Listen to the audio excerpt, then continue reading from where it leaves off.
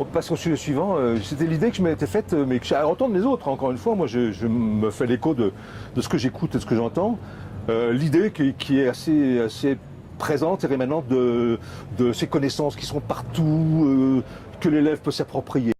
On va bien lui apprendre, certes, on va lui donner éventuellement quelques billes pour qu'il puisse les approprier le mieux possible, chez lui, à l'école, partout, hein, dans la rue.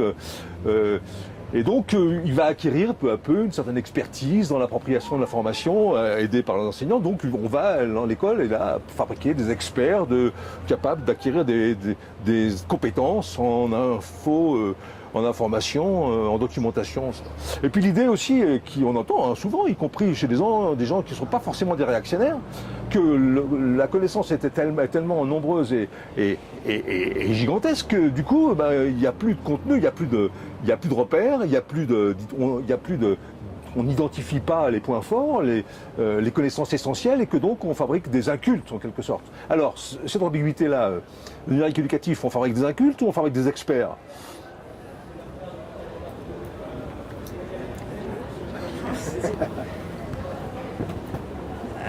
Ça va dépendre du sujet. Si tu m'interroges sur un sujet de maths ou de sociaux, j'ai des chances d'être experte. Et puis si tu m'interroges sur un sujet de jeux vidéo, je vais être complètement piteuse. C'est pas moi, en l'occurrence, je parle des élèves. Hein, oui, mais oui. Non, mais les élèves... Oui. Là, je te parle de moi. Mais les élèves, ça va être pareil. Ils vont avoir des domaines où ils vont être... Alors expert, j'en sais rien, mais enfin en tout cas assez calé. Puis des domaines où ils vont être complètement incultes. S'il se trouve que ta personne plus ou moins réactionnaire, un peu âgée, était très attachée à un domaine qu'elle appelle la culture, elle va considérer qu'il est inculte parce qu'il ne connaît pas tel ou tel auteur ou les tables de multiplication ou les numéros des départements. Mais inversement, l'élève qui sera très cultivé sur la Wii, la PlayStation et tout un tas de trucs que la personne en question ne connaîtra pas. Enfin, c'est peut-être des différents. Après, moi, je crois très fort à l'arrivée d'une génération dont j'espère qu'elle sera sérempiditaire, c'est-à-dire capable de trouver ce qu'elle ne cherche pas quand elle cherche ce qu'elle ne trouve pas, et capable de changer de domaine d'expertise, c'est-à-dire d'arriver sur un sujet et puis d'apprendre sur un autre sujet. Et j'espère que tout ce qui est formation tout au long de la vie et capacité à apprendre va se développer plus que l'expertise donnée, figée. Alors que, je veux dire, même à l'époque de l'encyclopédie, le savoir était déjà... Il était réservé à quelques-uns. Hein. Et il était déjà relativement important. Je veux dire, ils ont quand même mis un bout de temps à essayer de rassembler tout ce qu'on savait ou qu'on croyait savoir.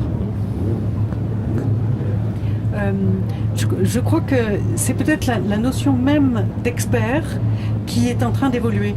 C'est-à-dire, qu'est-ce que c'est qu'un expert ? C'est pas forcément celui qui a déjà tout prêt dans sa tête un certain nombre de savoirs et de connaissances. L'expert, aujourd'hui, avec l'agrandissement de la connaissance, forcément, l'expert est peut-être celui qui va... L'expert dans un domaine est peut-être celui qui va savoir comment faire pour rassembler l'information dont il a besoin au moment où il en a besoin. C'est-à-dire que l'expert, c'est celui qui est capable de formuler une question comme il faut sur un sujet donné et qui est capable d'aller mener une enquête rapide ou longue, selon les cas, et qui a, disons, les bagages suffisants qui lui permettent de mener à bien et rapidement une enquête. Moi, j'insiste beaucoup sur cette notion-là, qui est capable de la mener pour sortir, être capable de sortir à un moment donné ce qu'il cherche et une réponse à la question qui va être documentée, alimentée, réfléchie, etc. Et je crois que de plus en plus, les outils et les outils et les ressources, les compléments à la mémoire, qui sont ceux du numérique, qui sont les aides à la mémoire de plus en plus, font qu'on peut se décharger d'un certain nombre de choses pour pouvoir se concentrer sur des compétences d'expertise qui sont les compétences d'apprendre à apprendre, forcément. Hein. Alors, moi, je vais me situer un petit peu entre les deux, entre l'inculte et l'expert. Je pense que, déjà, je ne suis pas persuadé que le numérique aujourd'hui transforme radicalement les résultats que l'on peut obtenir en termes de formation et d'éducation. J'ai en mémoire une étude qui n'est pas si vieille que ça, si ancienne que ça, où finalement on mettait en avant le fait qu'un échantillon ayant travaillé accompagné de numérique et de méthodes associées obtenait des résultats sensiblement équivalents. Voilà. Après, le delta est lié certainement à d'autres facteurs. Je crois qu'on est en train de fabriquer une génération qui va apprendre à maîtriser en fait les canaux de l'information.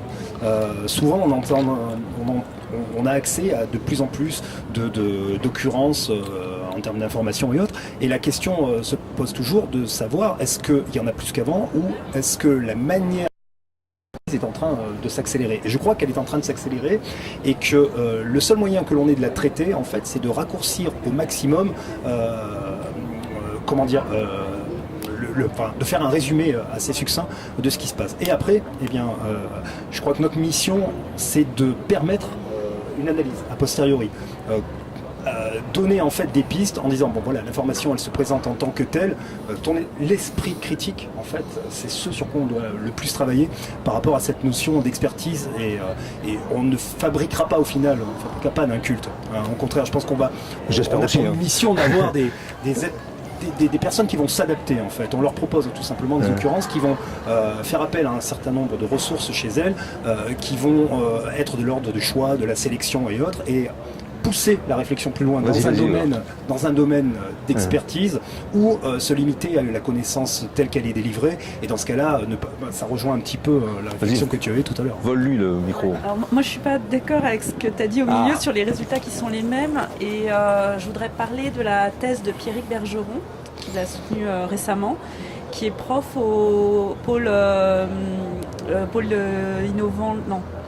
lycée innovant de Poitiers. Le lycée, qui était le premier lycée numérique 12 ans. Et ce qui montre, c'est pas tant dans les résultats au sens les notes au bac ou quoi que ce soit, alors effectivement c'est pas mieux, ton étude elle a raison de ce point de vue-là, mais ça veut pas dire grand-chose que les résultats sont les mêmes. Par contre, il montre qu'on sort des profils différents, qu'on sort des profils d'élèves qui ont une capacité d'adaptation, une capacité d'adaptation à la experts nouveauté. En quelque sorte, des nouveaux experts.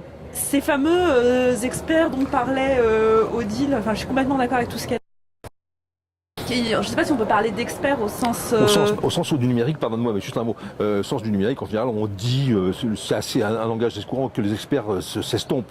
Mais en même temps, ce sont des expertises, quoi. Il y a des expertises qui naissent, de nouvelles expertises. C'est surtout des gens qui ont une compétence dans l'apprendre à apprendre, une adaptabilité que n'ont pas des gens formés autrement. Et c'est pas tant dans le contenu, dans la culture, puisqu'on a opposé l'inculture à l'expertise, c'est pas tant dans la culture qui vont être différents que dans une flexibilité et une capacité d'adaptation à un nouvel environnement qu'ils auront appris différemment.